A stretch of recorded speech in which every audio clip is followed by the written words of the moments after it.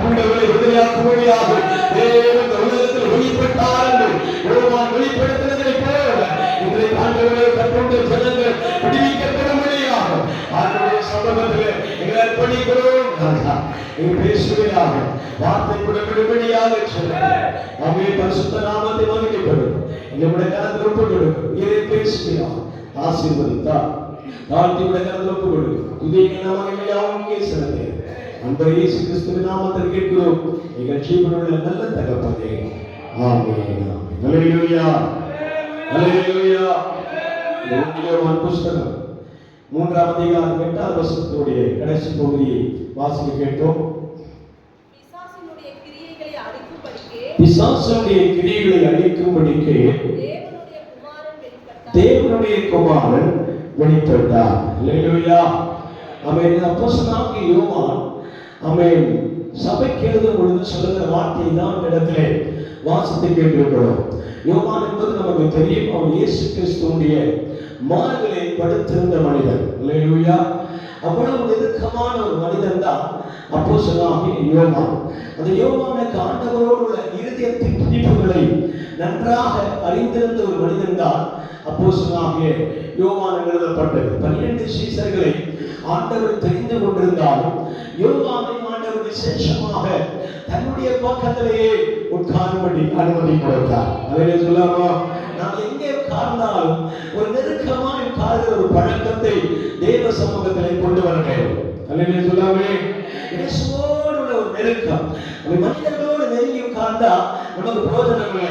கர்த்தரோடு ஒரு நெருக்கம். நான் எதற்காக பிடிக்கப்பட்டிருக்கிறேனோ அந்த இலக்கை நோக்கி தொடரும்படியாக நான் ஓடுகிறேன். அந்த ஓட்டத்தில் எனக்கு ஒரு நெருக்கம் உண்டு. அது கர்த்தராகிய இயேசு கிறிஸ்துவின் இருதயத்தோடு உள்ள நெருக்கம். அல்லேலூயா.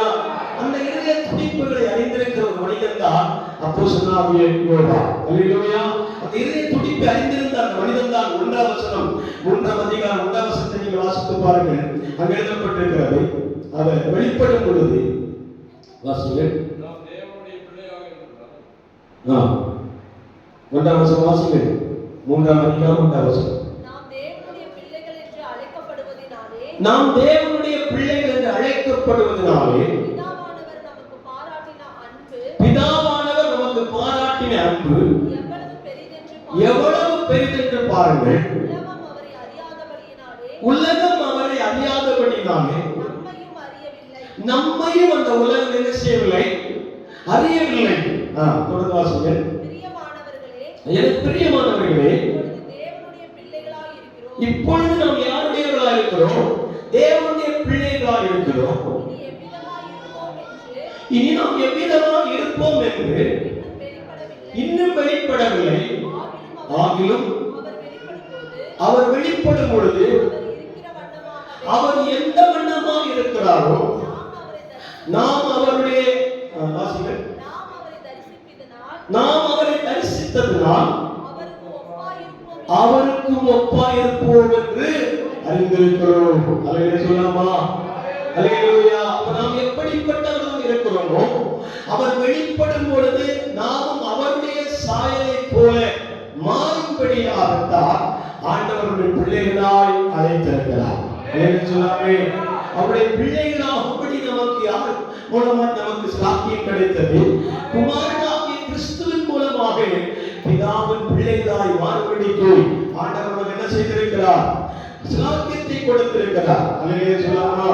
அநேக காரியங்களை சொல்லி வந்த யோவான் இயேசு ஒரு காரியத்திற்காக வந்தார் என்று ப்ரூவ் பண்ணாதபடிக்கு எத்தனையோ காரியத்திற்காக இயேசு இந்த உலகத்திலே வந்திருந்தால் குறிப்பாக ஒரு காரியத்தை வெளிப்படுத்துகிறார்.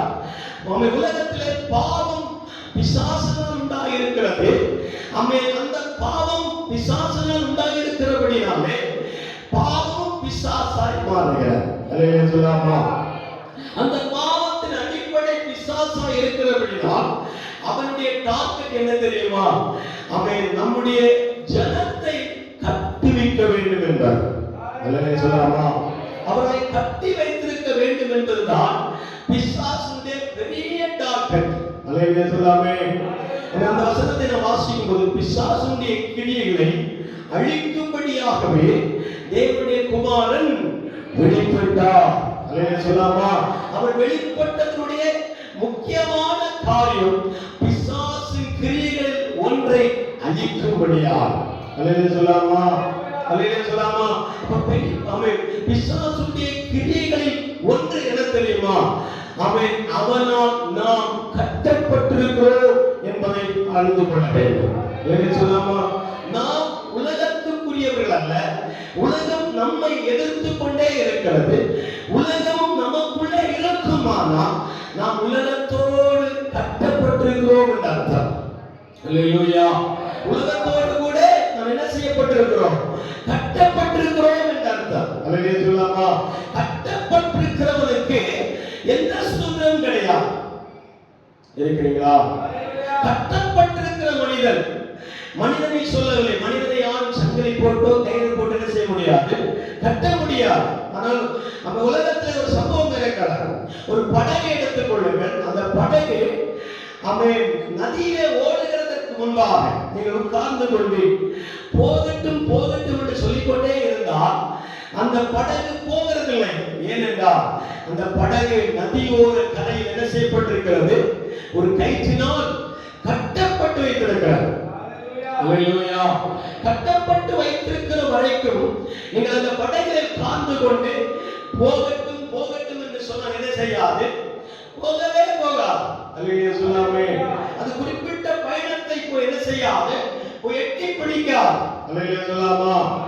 ஒரு விலங்கை எடுத்துக் கொள்ளுங்கள். நாயோ பசுவோ எந்த ஒரு விலங்கை நீங்கள் எடுத்துக்கொண்டாலும் அது கட்டி வைத்திருக்கிற வரைக்கும் அது சுதந்திரமா என்ன செய்யாது? நடமாடாது, ஓடாது, தன்னுடைய வேலையை அது செய்யாது. அல்லேலூயா சொல்லாமா?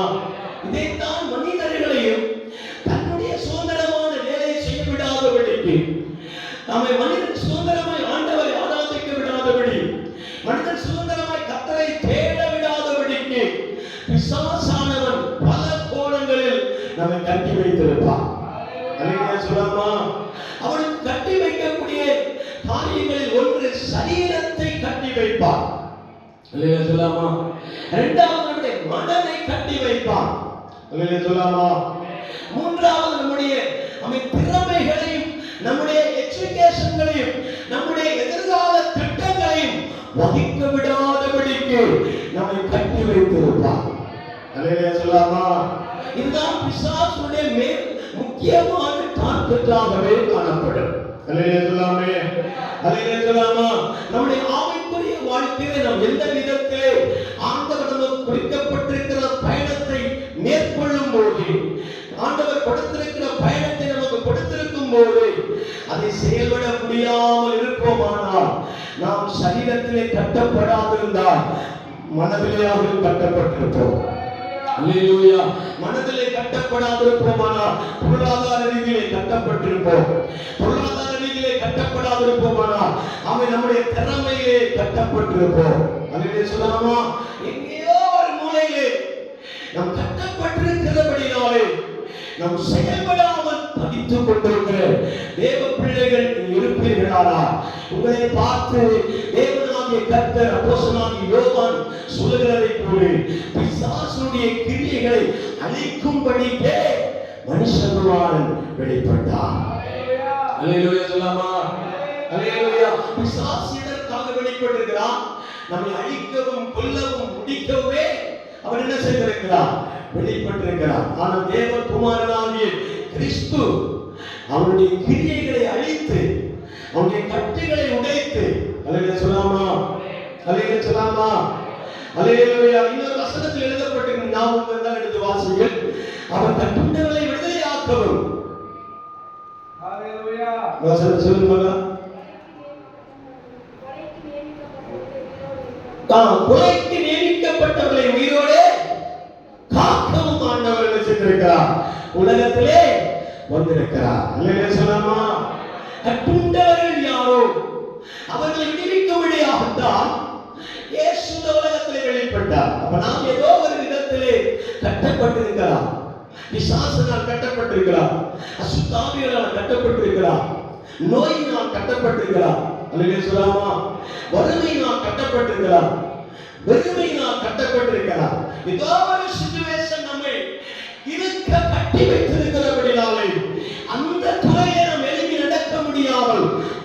எப்படிப்பட்டவர்களால் எத்தனை பேர் இந்த இடத்தில் உட்கார்ந்திருக்கிறது எனக்கு தெரியாது. அல்லேலூயா. அது ஒன்று ரெண்டு பேர் தேவ சமூகத்தில் இருந்தாலும், அவை ஆயிரக்கணக்கான கூட்டத்தை நடுவில் இருந்தாலும், லட்சக்கணக்கான ஜனங்கள் தேவ வார்த்தைகளை கேட்டுக் கொண்டிருந்தாலும், தேவ பிள்ளைகளை பார்த்து நான் சொல்கிறேன், நீங்கள் ஏதோ ஒரு துறையிலே கட்டப்பட்டிருப்பீர்களானா அந்த கட்டப்பட்டிருக்கிற இடத்துல நீங்கள் சாபத்தோடு இருக்காதபடிக்கு இன்றைக்கு சுவிசேஷ புஸ்தகத்தில் எழுதப்பட்டிருக்கிறதை போல நீங்கள் இயேசு கிறிஸ்து உலகத்தில் எதற்காக வந்திருக்கிறார் என்றால் பிசாசுடைய கிரியைகளை அழிக்கும்படியாகவே அவர் வெளிப்பட்டார். அல்லேலூயா. அல்லேலூயா சொல்லாமா? அல்லேலூயா சொல்லாமா? ஆமென். எபேசியருக்கு நிருபம் 4ஆம் அதிகாரம் 20 நான் ஓட்டி முடிக்க விரும்புகிறேன். எபேசியருக்கு நிருபம் 4ஆம் அதிகாரம் 27ஆம் வசனத்திலே ஆமென், நாம் பிசாசின் பிடியிலே கட்டப்படாதிருக்கும்படிக்கு, பிசாசின் வழியிலே நாம் சிக்குண்டு போகாதபடிக்கு, அவன் இழுத்த இழுப்பிலே நம்மை இடம் கொடுக்காமல் இருக்கும்படிக்கு எபேசியருக்கு நிருபத்தில் எழுதப்பட்டிருக்கிறது. வாசிகள் 4ஆம் அதிகாரம் 27ஆம் வசனம். நீங்கள் பிசாசுக்கு இடம் கொடாமல் இருங்கள். அல்லேலூயா சொல்லாமா? இந்த ஒரே ஒரு காரியத்தை செய்தால் போதும். நீங்கள் பிசாசுக்கு என்ன செய்யக்கூடாது? இடம் கொடுக்க கூடாது. அல்லேலூயா சொல்லாமா? பிசாசு செய்யக்கூடிய காரியங்களுக்கு நாம் இடம் கொடுப்போமானால் நிச்சயமாகவே அவர் நம்மை அப்செட் பண்ணி விடுவார். அல்லேலூயா சொல்லாமா? நம்மை தாக்கத்தை உருவாக்கி விடுவார். நாம் நினைக்கிறோம், நான் பிசாசுக்கு இடம் கொடுக்கிறதில்லை, சரியாக ஆராதிக்கிறேன், சரியாக வேதத்தை படிக்கிறேன், சரியாக ஆண்டவரை மகிமைப்படுத்துகிறேன் என்றெல்லாம் சொல்லிக் கொண்டாலும் ஏதோ ஒரு சூழலிலே பிசாசானவருக்கு நாம் இடம் கொடுத்துக் கொண்டே இருக்கிறோம். சொல்லாமா? அவருடைய காரியம் நம்மிடத்தில் இருக்கிற வரைக்கும், அவருடைய விஷயங்கள் நம்முடைய வாழ்க்கையில் இருக்கும் வரைக்கும் நாம் என்ன செய்ய முடியாது? பிசாசின் கையிலிருந்து விடுவிக்கப்பட முடியாது. அல்லேலூயா. அந்த பிசாசானவன் நம்ம என்ன செய்திருப்பான்? அவனை பலமாய் கட்டி வைத்திருப்பான். அதற்குதான் அவனை ஒரு ஆசிரியர் சொல்கிறார், பிசாசுகளை என்ன செய்யாதீர்கள், இடம் கொடாதிருங்கள். அல்லேலூயா. அதே எபேசியருக்கு நிருபம் 6ஆம் அதிகாரம் 11ஆம் வசனத்தில் வாசிக்கும் போது அவனுக்கு நீங்கள் டைரக்டாக இடம் கொடுக்கும் போதல்ல, அவன் எப்படி உங்கள் வாழ்க்கையில் வருகிறான் என்றால் வாசிங்க. நீங்கள் பிசாசின் தந்திரங்களோடு எதிர்த்து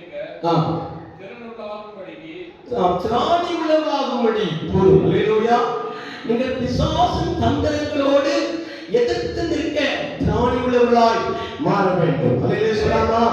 அவன் அப்போது அவன் எப்படி நம்முடைய வாழ்க்கையை கடந்து வருகிறான் என்றால், டைரக்டாக நம்மோடு மோதுவதில்லை, டைரக்டாக நம்மிடத்திலே அவன் பேச வருகிறதில்லை, டைரக்டாக நம்மோடு மோத வருவதில்லை. பிசாசானவன் மோதும்படியாக வருகிற ஒரே ஒரு வாசல் இருக்குமானால், வாசல் இருக்குமானால் அது தந்திரமாகவே. அல்லேலூயா சொல்லாமா? தந்திரமாகத்தான் நம்முடைய வாழ்க்கையில் பிசாசானவன் உள்ளே புகுந்து அவனுடைய கிரியைகளை அவன் விதைக்கிறான் என்று அர்த்தம். அல்லேலூயா சொல்லாமா? இருக்கிறீங்களா? அல்லேலூயா. அப்ப தந்திரங்களோடு நாம் என்ன செய்ய வேண்டும்? எதிர்த்து நிற்க வேண்டும். தந்திரம் என்று சொன்னால் நேராக நம்மிடத்தில் செயல்படாதபடி மறைமுகமாக, அல்லேலூயா, மறைமுகமாக யாரை தூண்டிவிட்டாலும் அவர்கள் நமக்கு எதிராக செயல்படுகிறார்கள் என்று நமக்கு என்ன செய்ய முடியாது? கணிக்க முடியாது. அல்லேலூயா.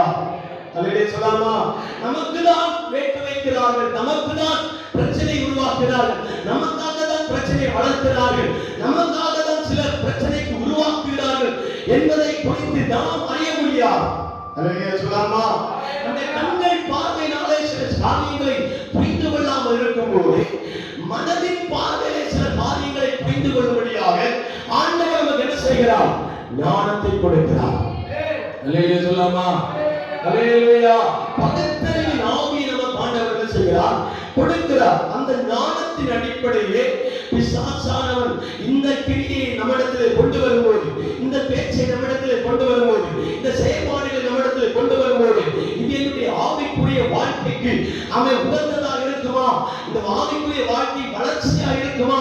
அல்லது என்னை பாதிக்கக்கூடியதா என்பதை நாம் இனம் கண்டு அறியாமல் இருப்போமானால் நாம் பிசாசுடைய கையிலே அகப்பட்டிருக்கிறோம் என்று அர்த்தம்.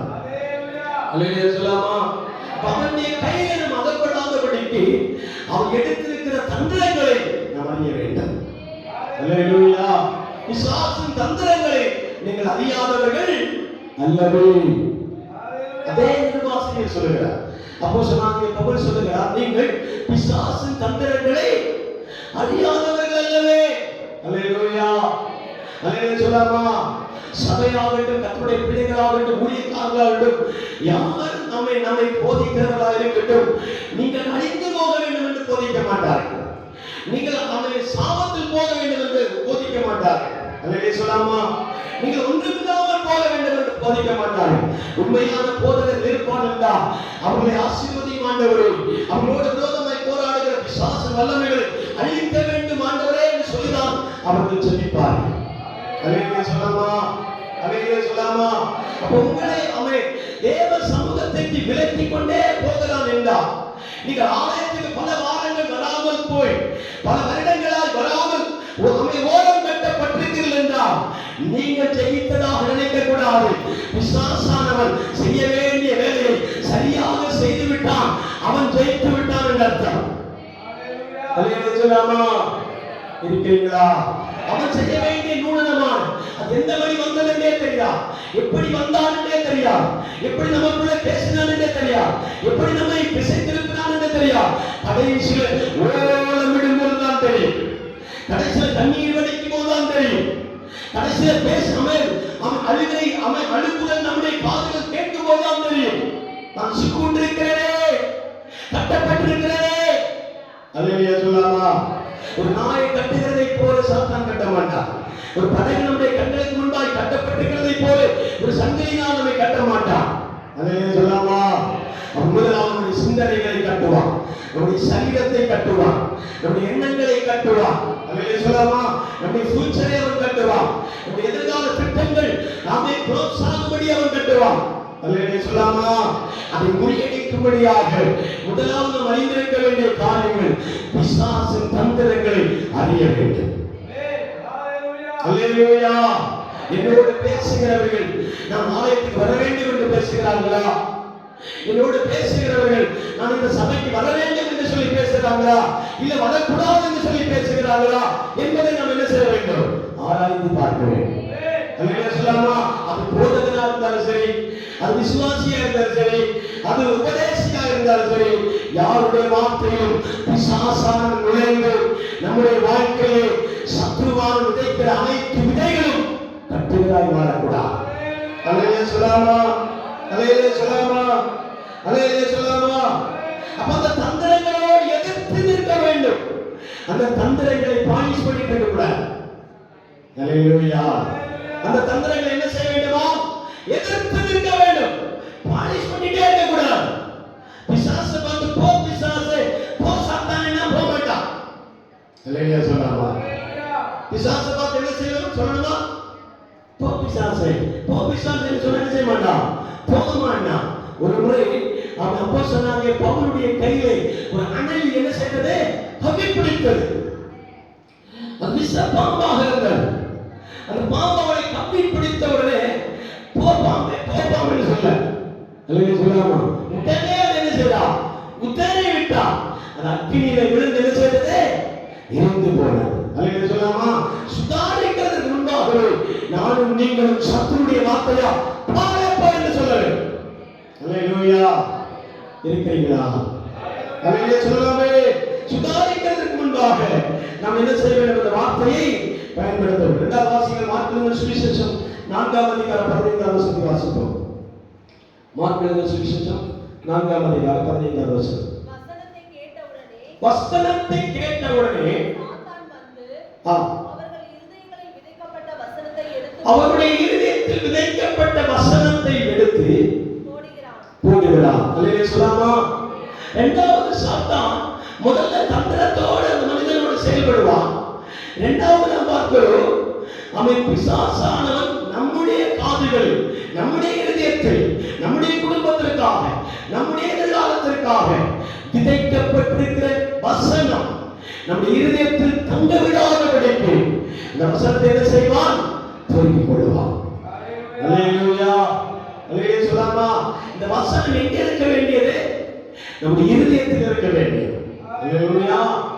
உம்முடைய வசனம் என் கால்களுக்கு தீபமும் என் பாதைக்கு வெளிச்சமா இருக்கிற சொல்லாமா. அப்படிப்பட்ட வேத வசனம் தான் நம்ம இருதயத்தில் பத்திரப்படுத்த வேண்டும். அல்லேலூயா. அநேக வசனத்தை இருதயத்தில் வைக்கிறதில்லை. அல்லேலூயா. அநேக வசனத்தை இருதயத்தில் காக்கிறதில்லை, இருதயத்தில் பாதுகாக்கிறதில்லை. அல்லேலூயா சொல்லாமே. அல்லேலூயா சொல்லாமா. அப்ப இருதயத்தில் வைக்கப்பட்டிருக்கிற அந்த வசனம் என்ன செய்யுமா? நம்மை அநேக முறை தைரியப்படுத்துகிறதாக காணப்படுகிறது. அல்லேலூயா. ஒவ்வொரு நாளும் நம் மன தைரியத்தை உண்டாக்கும்படிக்கு யாருடைய ஜெபம் அவசியம் இல்லை, நம்முடைய இருதயத்திலே வசனம் இருந்தால் போதும். அல்லேலூயா. இருதயத்திலே வசனம் இருக்குமானா அந்த வசனம் உங்களை தைரியப்படுத்தும். ஒவ்வொரு நாளும் அல்லேலூயா, ஒவ்வொரு நேரங்களிலும் ஒவ்வொரு நிமிடங்களிலும் அந்த வசனம் நம்ம புடமிட்டுக் கொண்டே இருக்கும். அல்லேலூயா சொல்லாமா. அல்லேலூயா. ஒரு மந்திரவாதம் நமக்கு செய்யப்பட்டிருக்கிறதா? ஒரு செய்வனை நமக்கு செய்யப்பட்டிருக்கிறதா? எலுமிச்சை பழத்தில் நமக்கு செய்வனை செய்யப்பட்டிருக்கிறதோ? அந்த காரியங்களை யோசிக்கும் போது நீ பயன்படுத்த வேண்டிய வார்த்தை என்ன தெரியுமா? யாக்கோபுக்கு விரோதமாக மந்திரம் இல்லை, இஸ்ரவேலுக்கு விரோதமான குறி சொல்லுதல் இல்லை. அல்லேலூயா சொல்லாமா. அந்த நேரத்தில் வார்த்தை பயன்படுத்தாதபடி பயத்தினாலே அமை என்ன ஆக போகிறதோ, என்ன செய்ய போகிறதோ, என்ன அமை குடும்பத்திற்கு செய்யப்பட்டிருக்கிறது, என்னை அமை கவிழ்த்து விடுவோ, என்னை அழித்து விடுவோ, என்னை கட்டி விடுவோ என்று பயத்தினால் யோசிக்காதபடிக்கு நம்முடைய இருதயத்தில் வசனம் இருக்குமானா அந்த மந்திரம் நம்மை விட்டு விலகி ஓடும். அல்லேலூயா. அந்த செய்வினை நம்மை விட்டு விலகி போடும். அந்த நம்மை துச்சக பிரவாக நம்மை விட்டு என்ன செய்யும்? விலகி ஓடும். அல்லேலூயா சொல்லாமே. அல்லேலூயா சொல்லாமா. அப்ப தேவன் நம்முடைய இருதயத்திலே வசனங்களை வைக்கிறார். அந்த வசனம் நம்முடைய இருதயத்திலே பாதுகாவலாகவே இருக்க வேண்டும். அல்லேலூயா. மரியாதை மார்த்தாளை எடுத்துக் கொள்ளுங்கள். மார்த்தாள் பல வார்த்தைகளை சொல்லிக்கொண்டே இருப்பார், வார்த்தைகளை பயன்படுத்திக் கொண்டே இருப்பார். ஆனால் அந்த வார்த்தை இருதயத்தில் நிலைப்பதில்லை. உலகிக் கொண்டே இருப்பார், அந்த வார்த்தை இருதயத்தில் இல்லை. அந்த வார்த்தை இருதயத்தில் இருக்கணும்னா நீங்க கர்த்தருடைய சமூகத்தில் இருக்க வேண்டும். மரியாதை பாருங்கள். இயேசு வார்த்தை சொல்கிறார், இவன் தன்னை விட்டு எடுபடாத நல்ல பங்கை தெரிந்து கொண்டான். அந்த பங்கு என்ன தெரியுமா? அவன் எந்நேரம் கர்த்தருடைய சமூகத்திலேயே காத்திருந்து வேத வசனத்தையே தியானம் செய்து கர்த்தருடைய வார்த்தையிலேயே ஊறி போயிருப்பான். சொல்லாமா. அந்த வார்த்தையே தனக்கு பலனாய் மாறும். சொல்லாமா. மரியாதைக்கு இருக்கிற அந்த வசனத்தை தெரிந்தால் நீங்கள் வாசித்துக் கொள்ளலாம். அந்த மரியாதைக்குள்ளே அந்த வார்த்தை எப்படி இருக்கிறது? ஜீவனாக மாறுகிறது. தன்னை விட்டு எடுபடாத ஒரு நல்ல பண்பு. அல்லேலூயா. அல்லேலூயா சொல்லாமா. அவன் சங்கீதம் 119 சங்கீதம் 162 வசனம் வாசிங்கள். 119 சங்கீதம் 162.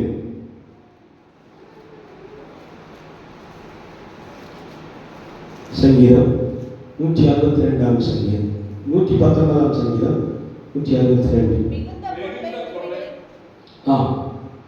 தேவனுடைய வசனம் மிகுந்த கொள்ளை உடைமையை கண்டுபிடிக்கிறவன் மகிழ்கிறதை போல நான் ஒரு வார்த்தையின் பேரில் மகிழ்கிறேன்.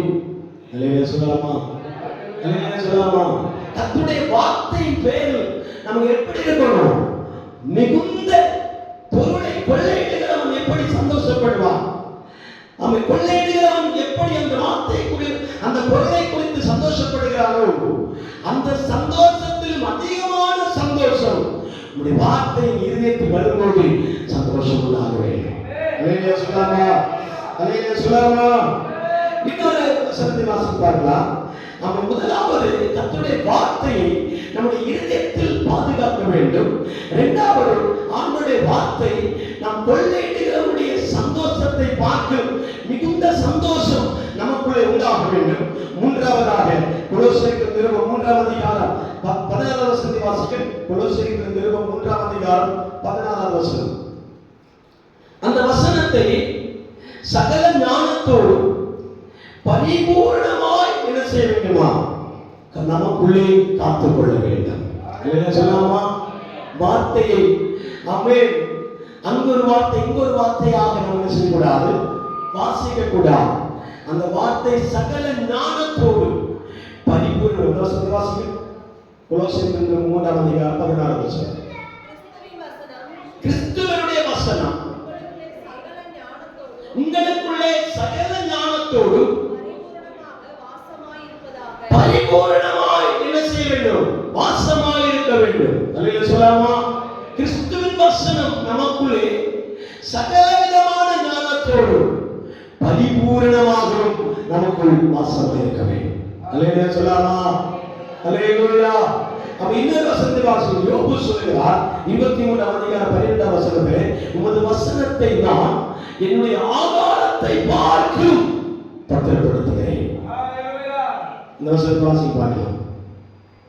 அநேக வசனத்தை வாசிக்கிறதில்லை, சோர்ந்து போகிறார்கள். சோர்ந்து போறவனுக்கு பலனும் சத்துவம் இல்லாதவனுக்கு சத்துவத்தை ஆண்டவர் கொடுப்பாராக. அல்லேலூயா. யோபு புஸ்தகம் 23:12 வாசிக்க பார்க்கலாம். அவருடைய உதடுகளின் கற்பனை விட்டு நான் பின்வாங்குவதில்லை. அவருடைய வாயின் வார்த்தைகளை எனக்கு வேண்டிய ஆகாரத்தை பார்க்கிறேன், அதிகமாய் காத்துக்கொள்கிறேன். அல்லேலூயா சொல்லாமா?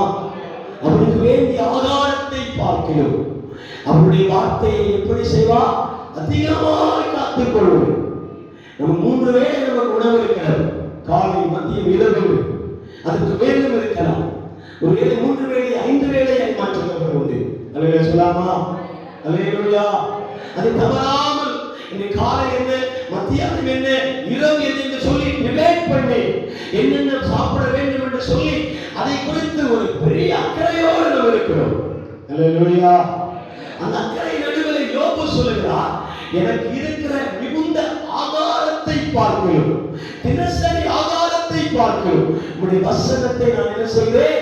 எனக்குள் காத்துக் கொள்கிறேன். அல்லேலூயா. ஏன்னா உங்களுக்கு தெரியும், ஆண்டவருடைய வசனம் தான் நம்ம இருதயத்தில் இருக்கும்போது அது ஒரு நாள் இல்லை, மற்றொரு நாள் அது என்ன செய்யும்? முளைத்து அது மரமாய் மாறி அது பெரிய கிளை விட்டு ஆசீர்வாதமான பாதையில் கொண்டு போகும் என்பது. அல்லேலூயா சொல்லலாமா? அந்த வசனம் தான் யோபுவை இரட்டிப்பான ஆசீர்வாதத்திற்கு வழி நடத்தி இருக்கிறார். அல்லேலூயா சொல்லலாமா? அல்லேலூயா. யோபு எந்த விதத்தில் வழி நடத்துகிறது? இரட்டிப்பான ஆசீர்வாதங்களுக்கு அவரை நடக்கிறது. அல்லேலூயா சொல்லலாமா? அவை 45ஆம் சங்கீதம் 1ஆம் வசனத்தில் எழுதப்பட்டிருக்கிறது, அவருடைய வசனம் என் இருதயத்தில் பொங்கி வழிகிறது. அல்லேலூயா. நிரம்பி வழிகிறது. நாம தூக்கத்திலிருந்து கேட்டா கூட ஆண்டவருடைய வார்த்தை நமக்கு ஞாபகமா இருக்க வேண்டும். அல்லேலூயா. அல்லேலூயா சொல்லாமா? சிலர்கள் தூக்கம் வருகிறதற்காகவே வேதத்தை படிக்கிறது இருக்கிறார். அல்லேலூயா. எத்தனை தூக்கம் மாத்திரம் போட்டாலும் தூக்கம் வரவே செய்யாது. ஆனா வேதத்தை திறந்து 2-3 அதிகாரத்தை வாசித்து பாருங்கள், கண் ஆட்டோமேட்டிக்கலாவே தூக்கத்தை கொண்டு வரும். அல்லேலூயா சொல்லாமா? அல்லேலூயா. ஒரு சிலர் நெஞ்சுக்கு மேல பைபிள் வச்சு அவன் வீட்டுக்காரர் படுத்தே இருக்கிறாரு. அல்லேலூயா சொல்லாமா? அவரை கேட்டு அவர் சொல்றாரு, நான் நைட்டுக்குள்ள தூக்கம் வரலைங்க, ஒரு வேலையை செஞ்சேன், இந்த வேதாகமத்தை திறந்து வாசிக்க ஆரம்பிச்ச பாருங்க, அப்படியே மதிமறைந்து தூங்கிட்டேன். அல்லேலூயா சொல்லாமா?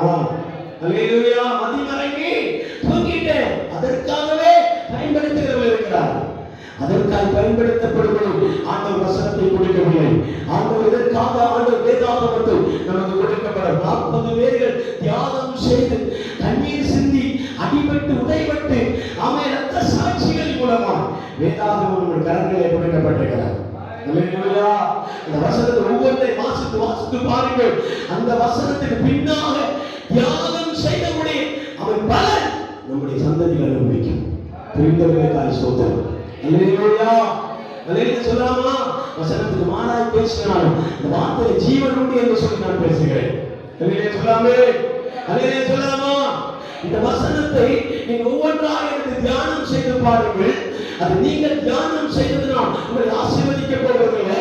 அந்த தியானம் செய்த வசனத்திற்கு யாரெல்லாம் பிற்காலங்களில் பாடுபட்டிருக்கிறார்கள், முற்காலங்களில் பாடுபட்டிருக்கிறார்கள்,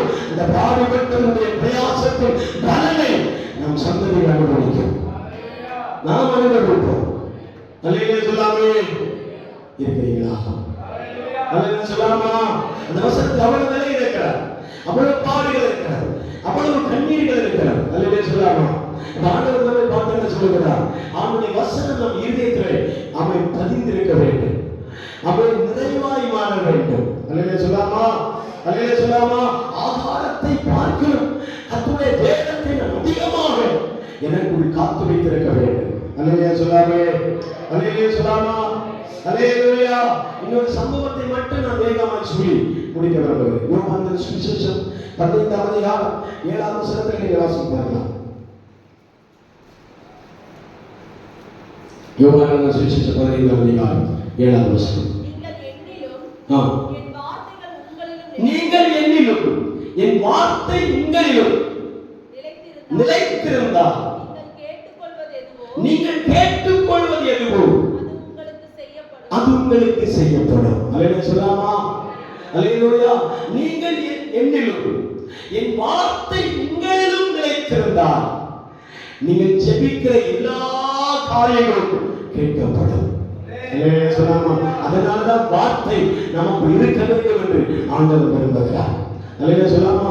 எது நமக்குள் இருக்கிறதோ இல்லையோ, எதை நாம் பத்திரப்படுத்த வேண்டுமோ இல்லையோ, எதை நாம் ஆகாரமாக எடுத்துக்கொள்ள வேண்டுமோ இல்லையோ, ஆண்டவருடைய வசனத்தை ஒவ்வொரு நாளும், ஒவ்வொரு சிச்சுவேஷனிலும், ஒவ்வொரு சூழலிலும் அந்த வார்த்தை பயன்படுத்திக் கொண்டே இருங்கள். நீங்கள் என்னிலும் நான் என்னுடைய வார்த்தை உங்களில் இருக்கிறமானா நீங்கள் என்னென்ன காரியங்களை ஜபமாய் வைக்கிறீர்களோ, என்னென்ன காரியங்களை விண்ணப்பமாய் வைக்கிறீர்களோ, அந்த விண்ணப்பத்தின் பலனை ஆண்டவர் உங்களுக்கு செய்வார். அல்லேலூயா சொல்லாமா? அல்லேலூயா சொல்லாமா? அதனாலதான் இயேசு ஒரு முறை பேதுருவை பார்த்து, பேதுருவே நீ எனக்கு என்ன செய், படகை கொடு என்று சொல்வார். எனக்கு படகை கொடு, நான் அதை பயன்படுத்தட்டும் என்று சொல்வார். உடனே ஆண்டவர் இயேசு அந்த படகை ஏறி உட்கார்ந்து 5000 ஜனங்கள், 6000 ஜனங்கள், 10,000 ஜனங்களுக்கு போதகம் பண்ணி கொண்டே இருந்தார். அல்லேலூயா சொல்லாமா? அந்த போதகத்தின் நடுவில் யார் விடுவிக்கப்பட்டார்களோ இல்லையோ, யார் ரட்சிக்கப்பட்டார்களோ இல்லையோ, யாருக்கு ஆசீர்வாதம் இருந்ததோ இல்லையோ, அப்போஸ்தலனாகிய பேதுருவுக்கு அவன் விலகி போன எல்லா ஆசீர்வாதங்களையும் அந்த படகு நிறைய அவன் பெற்றுக்கொண்டான் என்று வேதத்தில் வாசிக்கிறோம். அல்லேலூயா. படகு நிறைய மீன்கள் கிடைத்தது. அவன் நாம் பலவிதமான இந்த வசனத்தை வியாக்கியானம் பண்ணியிருக்கிறோம். இன்றைக்கு அந்த வார்த்தை எப்படி எடுத்து தெரியுமா? தேவ பிள்ளையே, உன் படகு முயற்சி இருக்கலாம், உழைப்பு இருக்கலாம், அமேன் பிரயாசங்கள் இருக்கலாம், அதிலே அகப்படாத மீன்கள் யாவும் கர்த்தருடைய போதனைகள் இருக்குமானா, கர்த்தருடைய வார்த்தைகள் இருக்குமானா, ஆண்டவருடைய வார்த்தை பிரசங்கிக்கப்படுமானா, அந்த படகாகிய வாழ்க்கையிலே வசனங்கள் விதைக்கப்படுமானா, நிச்சயமா உன்னை சுற்றிலும் கண் காணாத இடத்தில் மறைந்திருக்கிற ஆசீர்வாதங்களை உன் படகை நோக்கி வரும்படி ஆண்டவர் உதவி செய்வார். அல்லேலூயா. அது படகை நோக்கி வரும். என்னால் கட்டுண்டவர்களை விடுதலையாக்கும்படியாக இயேசு வெளிப்படுகிறார். அல்லேலூயா சொல்லாமா? ஆசீர்வாத தடைகளோடு நீங்கள் வேத சமூகத்தில் இருக்கிறீர்களா? எந்த விதத்தில் நீங்கள் கட்டப்பட்டிருக்கிறீர்களோ அந்த இடத்திலே தேவனுடைய போதனைகளும் தேவனுடைய வார்த்தைகளும் அக்னி இயேசுவின் படகில் இருந்தால் அவை காணாத ஆசீர்வாதங்களை நான் பெற்றுக்கொள்வேன். எனக்கு மறைக்கப்பட்டிருக்கிற ஆசீர்வாதம், எனக்கு விளக்கப்பட்டிருக்கிற ஆசீர்வாதம், என் கண்காணாமல் மறைக்கப்பட்டிருக்கிற ஆசீர்வாதங்களை நான் பெற்றுக்கொள்ளும்படியாக தேவனுக்கு உதவி செய்வார். அல்லேலூயா சொல்லாமா? எனக்கு மறைக்கப்பட்டிருக்கிற ஆசீர்வாதம். இந்த இடத்திலே நிறைய பிரசங்கங்கள் இருக்கிறார். அப்போஸ்தலனாகிய பேதுருவுடைய படகில் அவன் பயணம் செய்யும் போது அவன் சொல்லுகிறான், ஆண்டவரே, அவனுடைய போதனைக்கும் நான் படகில் அவன் வலை போடுவதற்கு என்ன சம்பந்தம் இருக்கிறார்? அல்லேலூயா. அல்லேலூயா சொல்லாமா? அந்த சம்பந்தத்தின் நடுவில் ஆண்டவருடைய வார்த்தை இருக்கிறது. இந்த வார்த்தையில் விடுதலை இருக்கிறது. அல்லேலூயா சொல்லாமா? கடைசியோடு சொல்லட்டுமா? எசேக்கியேல் தீர்க்கதரிசியை பார்த்து ஆண்டவர் சொன்னார், இந்த உலர்ந்த எலும்புகள் உயிரடையுமா, இந்த உலர்ந்த எலும்புகள் உயிரடையுமா என்று சொல்லி கேட்கும்போது அந்த எசேக்கியேல் சொல்லுகிறான், ஆண்டவரே, இது உமக்கு தெரியும், நீர் அதை அறிவீர் என்று சொல்லும் பொழுது ஆண்டவர் என்ன சொன்னார் தெரியுமா? உனக்குள் இருக்கிற வார்த்தையை எடுத்து வெளியே சொல்லு, உன் வார்த்தையை பேசு, அந்த உலர்ந்த எலும்பை பார்த்து பேசு.